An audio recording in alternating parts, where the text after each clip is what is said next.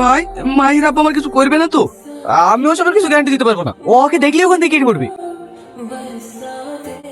এই সাহেব, ওরা তো আমাদের দিকে আসছে, কি করবো বল? তুই এখান থেকে কেটে পড়, বাকিটা আমি সামনে নেবো।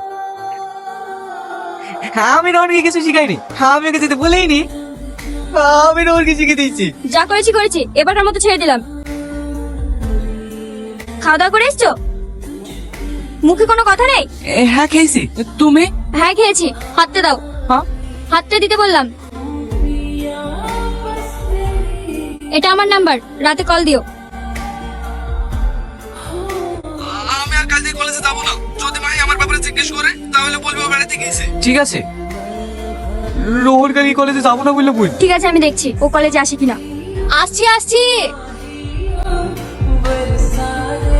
ভালো আছেন খালাম্মা? হ্যাঁ ভালো আছি, কিন্তু তোমাকে তো ঠিক চিনলাম না। আমি মাহি, আপনি আমাকে চিনবেন না।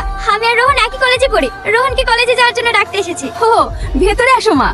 রোহন, রোহন কে এসেছে দেখ। কে মা? তুমি এসছো?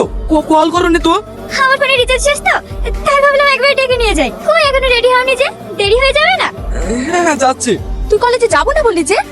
কখন বললাম যাবো না? এই পাগলের কথা। মা তুমি বসো, আমি তোমার জন্য চা করলে আসি। কে মেয়েটা? রোহনদের কলেজে পড়ে, ওকে কলেজে যাওয়ার জন্য ডাকতে এসছে।